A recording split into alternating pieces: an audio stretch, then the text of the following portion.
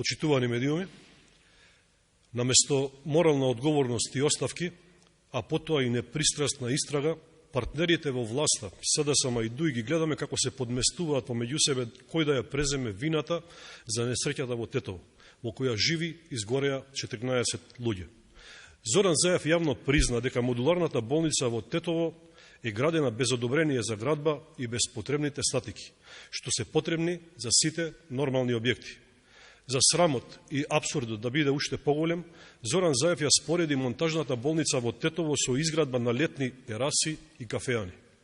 Почитувани, ваква скандалозна изјава на Заев е јасно признание со кое тој веќе досега требаше да биде повикан во јавното обвинителство, бидејќи според тоа што го кажа само прашање на време било кога ќе се случи некоја несреќа со болницата.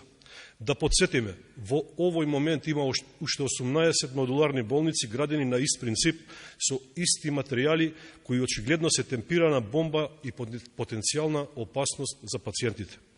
СДСМ и ДУИ, обвинувајќи се меѓу себе, откриваат дека немало соодветен надзор на модуларните објекти, немало противпожарен систем за заштита, немало технички прием, немало атестирани материјали, немало ништо што би гарантирало безбедност на пациентите. Ова е надвор од сите норми и правила, ова е нестручно и неодговорно работење од страна на надлежните органи. Од се што до сега излезе во јавност, јасно е дека виновни за пропустите се токму СДСМ и ДУИ и никој друг. Токму затоа мора да има одговори на следните прашања. Зошто Заев, Филипче и Хасани дозволија изградба на болница која нема основни стандарди?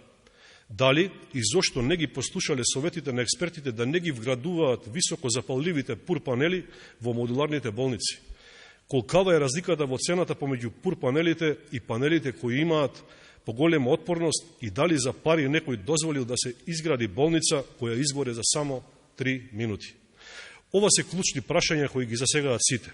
Ова се прашања чии одговори ќе не одведат до вистината и виновниците за трагедијата во болницата во Тетово.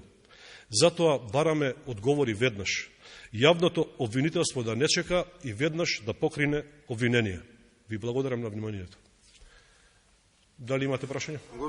Господин Велјановски, вчера најавивте дека ќе поднесете до председателот на Собранието Тала Џофери иницијатива за формирање на анкетна комисија за утврдување на одговорност.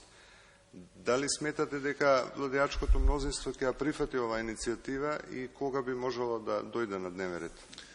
Во текот на вчерашниот ден на Комисијата за труд и социјална политика од наша страна беше поднесено барање да се стави на дневен ред информација за состојбите со модуларните болници во држава. Имајќи во предвид трагедијата која што се случи во Тетово, сметаме дека приоритет треба да биде откривањето, односно расправа по однос на фактичката состојба со модуларните болници. Иако председателот на комисијата ја постави оваа точка на дневен ред, сепак мнозинството на СДСМ и ДУИ го одби овој предлог и така да ова информација не се стави на дневен ред.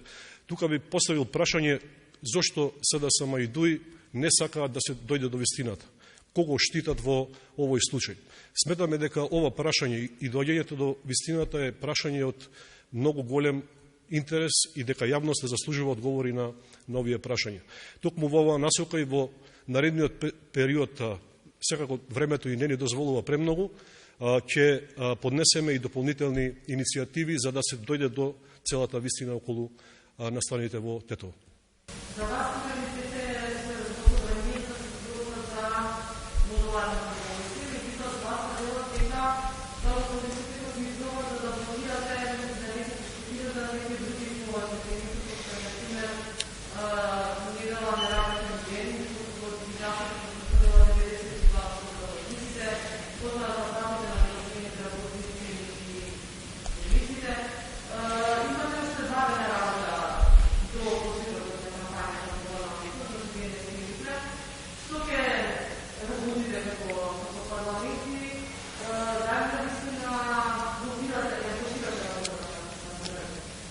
Не се согласувам со вас дека има поприоритетни прашања од она што се случи во во модуларната болница во Тетово и секако немаме намера да блокираме закони кои што се однесуваат за општо добро, а посебно кога се во прашање правата на работниците.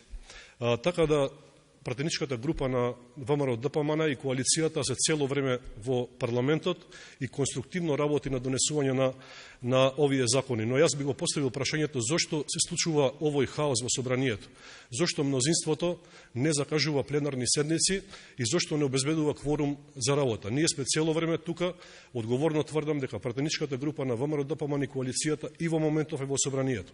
Вчера имавте пример да видите дека беше откажана пленарна седница, која што требаше да се случи. Денеска имавме најава дека ќе се одржат дополнително 2 пленарни седници како продолжение и истите тие не беа закажани. Така да, според деловникот за работа, председателот на собранието и мнозинството ги имаат сите права и обврски околу закажување на овие седници. Ајде да работиме, нека ги закажат овие пленарни седници, ние сме тука.